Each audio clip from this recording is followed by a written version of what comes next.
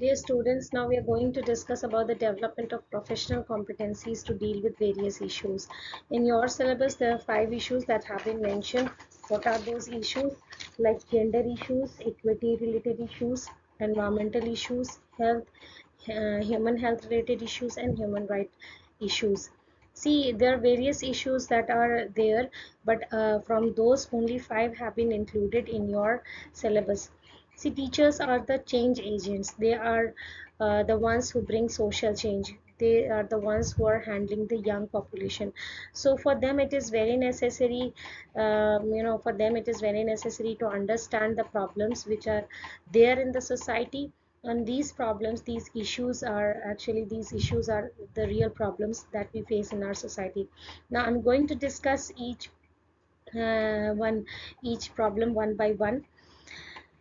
See, gender issue, when we talk of gender related issues simply means that gender discrimination, gender biasness, gender disparity, gender parities that we see in our society. In textbook, when content writing is done for developing any textbook, it is also seen that the content is sometimes gender biased. Females are presented in doing domestic works or home related works only, and conventionally boys are shown in a leadership role only. So this is how we start discriminating against females right from the beginning, and we want to instill this idea that you are the female and you are the inferior one in the society. So this gender related issues are actually very significant problem in our society. For a teacher, it is very important to understand that gender biasness is there in our society. Gender stereotypes are there in society, but as a teacher we should treat both females and males, both boys and girls, in an equal manner. What are the competencies that a teacher need to have for making the classroom a gender equal environment, or the gender equitable environment in the classroom? First of all, the teacher should be sensitive towards gender, and they should be encouraging for girls also. They should not unnecessarily discourage boys also. Now, gender inclusive practices should be included in teaching learning transaction. Advocacy skills should also be promoted by the teachers, and teachers should the teacher should also persuade girls to take STEM courses, and they can also persuade boys to take those courses that have been conventionally taken up by the girls only. So this is how we can make a society which is more inclusive in gender, and will provide a level playing field for the girls and boys too. The second very important issue that we face in our society is equity. Equity and equality, both the terms are used often and again. Sometimes people think that both are similar or having same meaning, but equality means you are giving equal chance to two individuals, or equal treatment to two individuals. But equity is also understood as positive biasness. Positive, why do we call it positive biasness?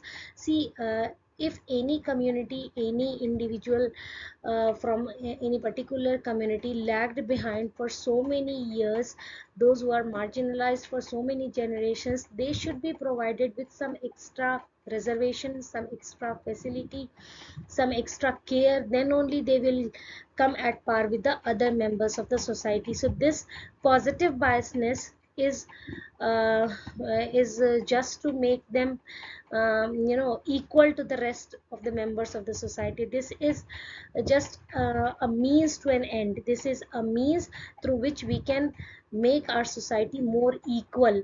In order to make a society which is equal for everyone, and everyone is treated equally, for bringing equality we need equity. Why we need equity? It is very particular to the Indian scenario, because in India we had seen that there was so many castes were there, and so many groups were marginalized from many years, from ages. So this is how our society is inheriting discrimination from so many years, from so many generations. In order to eliminate, diminish the effect of that discrimination, we need fair provision of facilities, some positive biasness. Then only we can make our society equitable society. Now, what are the competencies that are needed by the teachers for uh, addressing this issue of equity? Now, first of all, a teacher should be aware about the discriminations that are there in the society, inequalities, social realities, social inequalities prevailing in the society. What are the systemic barriers there that are there in the society? So understanding those systemic barriers, the effect of those systemic barriers, and the social inequalities that are prevailing in the society, the information, the knowledge about these are very important for a teacher to understand the type of society that we are living in.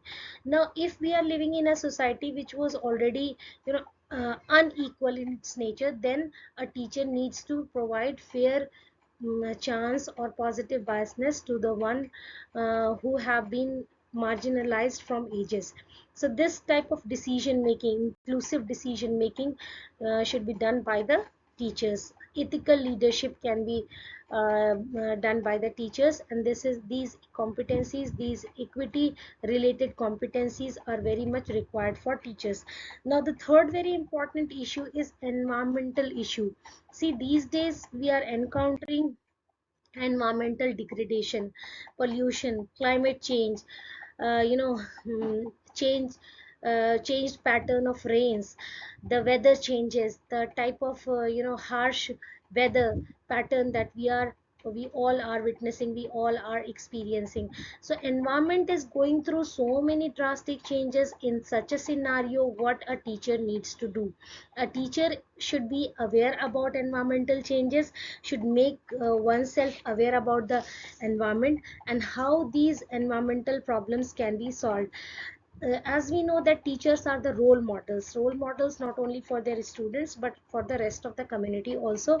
So they should also adapt, they should also adopt sustainable practices in their day-to-day life, because if they will do sustainable practices, then only their students will also practice the sustainable practices.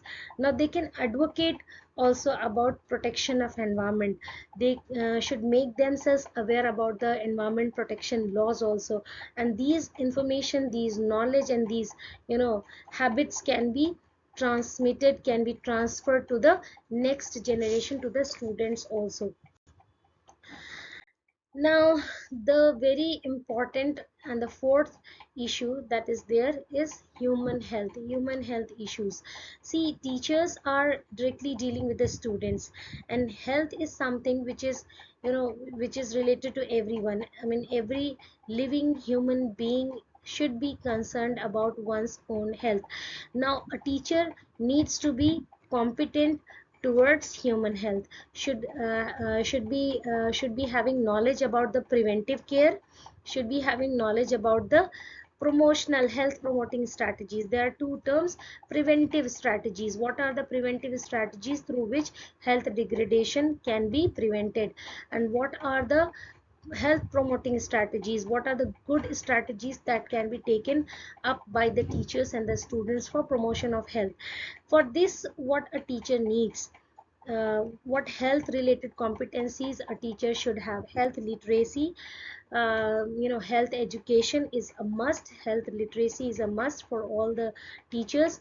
They should be, they should be skilled in first aids. The teacher should be skilled in providing first aids. CPR techniques should be learned by the teachers, because this is very important technique and very life saving technique, which is there.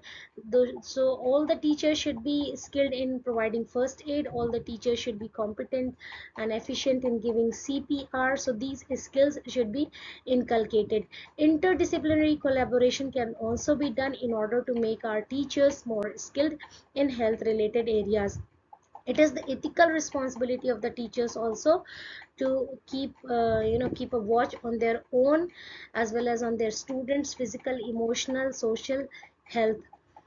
The teacher should know about the preventive care, preventive medication, as well as health promotional care. Now, the fifth one, or the very important issue, is human rights issue. See, for human rights is actually, these are the fundamental rights that are given to all the human beings, because they are human beings. Because of being a human being, they are given certain rights, and these rights are called human rights. Now, what a teacher needs to have for having some competency related to human rights: a teacher should be aware about the rights of human beings, and the rights that are there given by Universal Declaration of Human Rights, which is popularly called as UDHR.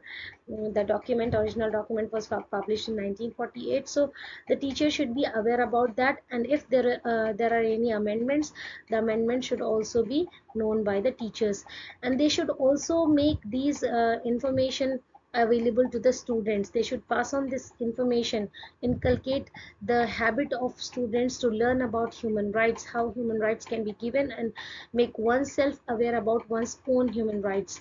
So this is how human rights related competency can also be developed into the individuals, so that they can benefit others as well as themselves. Thank you for watching. Thanks.